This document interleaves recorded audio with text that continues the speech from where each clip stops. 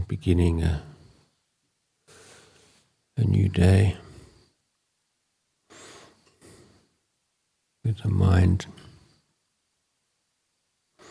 devoted to the abandonment of the unwholesome, development of the wholesome, purification of the mind.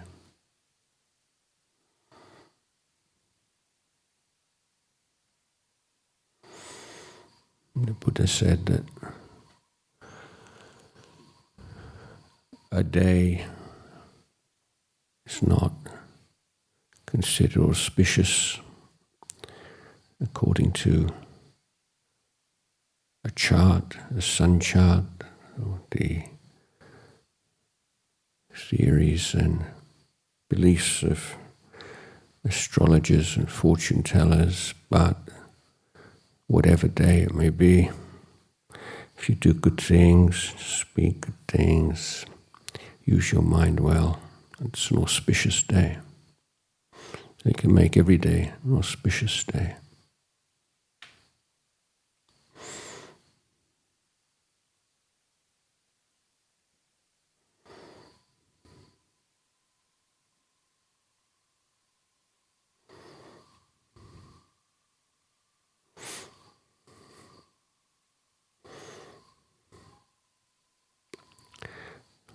So there are a lot of very kind of vague and incoherent phrases around in the world today, like love yourself, you should love yourself. And what does it mean? Nobody really knows. But in Buddha Dhamma, we avoid these kind of vague, unclear words, and we say, treat yourself well. Treat yourself as a good friend would treat a good friend. And you do that with acts of kindness and generosity. You do that by keeping precepts. You do that by abandoning the unwholesome, cultivating the wholesome, like patience and metta and mindfulness and clear comprehension, all these wholesome dhammas, and we devote ourselves to the understanding of our life. We are most essentially human when we are learning. We are learning creatures. This is our place in the universe, our place in samsara. We're the learners. We are beings that excel in learning. We start to learn while we're still in our mother's womb, and we can learn till the very last breath of our life. That we're learning about being a human being. And in the meditation, we're coming face to face with our body, our mind, free from all the masks and all the roles and the things that we have to be to other people, have to be in a society.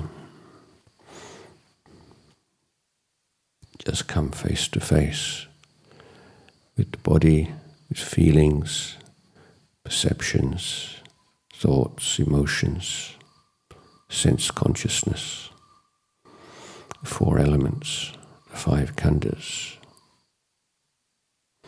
not as philosophical concepts, but as the way things are right now. It's like this.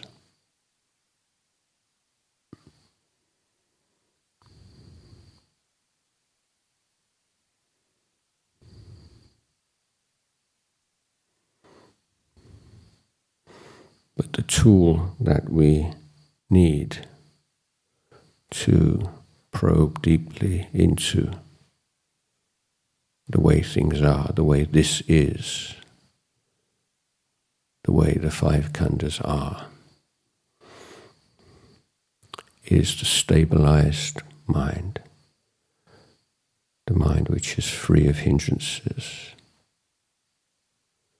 the mind that has that bright, buoyant,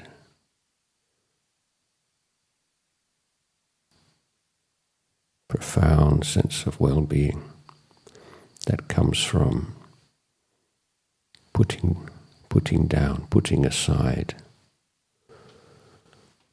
all our attachments to the past and the present and ideas of who we are, and just being willing to be a living creature, breathing in and breathing out.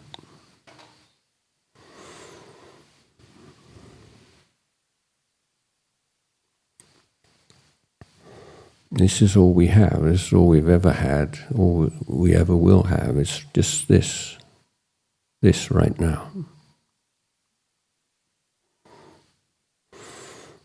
Now, what are we studying? What are we learning? This right now.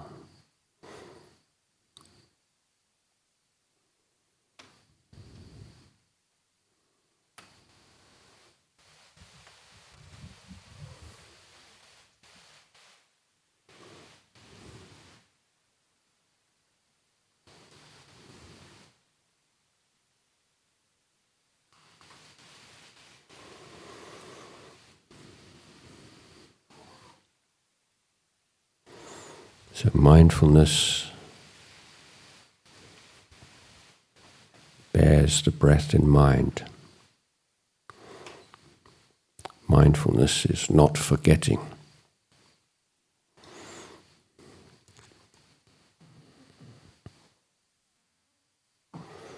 Sampajanya is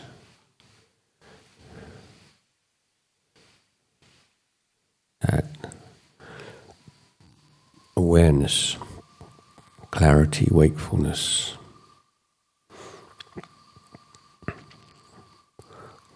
Sampajanya knows context, knows purpose. Quality control. You get distracted. That moment when you realize you've been distracted, that's sampajanya.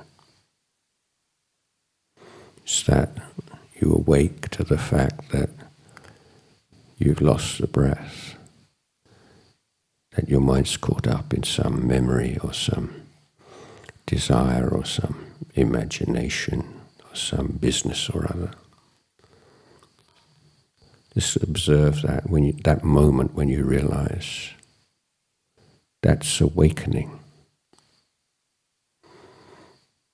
And that decision to return to the breath, that's renunciation.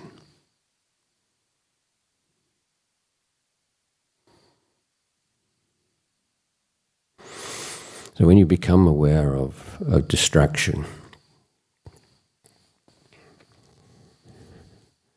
don't jump straight back to the breath. Just for a short moment, just mark that mental state as trivial, as unimportant, as a distraction. And by doing so, you return to the breath wholeheartedly. Sometimes there's the recognition that we've been distracted and return to the breath, but somewhat reluctantly. And the sense of, there's still something there that I want to carry on thinking about sometime in the future. You have to develop that small sense of nibbida, of weariness, and to see the emptiness and the hollowness and the unfulfilling nature. You can spend all day, all night, all month, all year thinking, enjoying some memory, caught up in some dispute with somebody, and you're just going round in circles, around, around, around, around. It's not opanayiko. It's not taking you anywhere meaningful. So find just some shorthand way of recognizing the emptiness, the lack of any substance or any real refuge in the distraction. So not thinking about it or at length as I'm articulating it now, but just some shorthand notation, before you return to the breath. So you're returning to the breath because you really want to, because you really see this is where you want to be.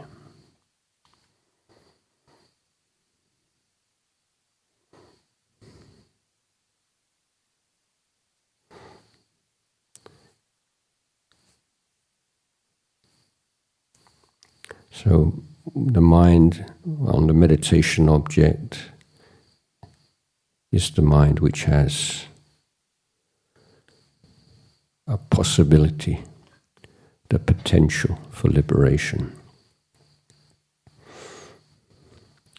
And the mind which indulges in hindrance, caught up in hindrances, is a mind that's going nowhere.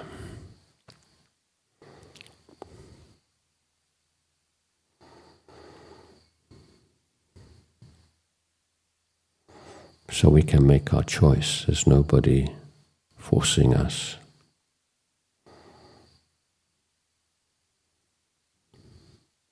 To have a life of substance, a life of meaning, a life to be proud of.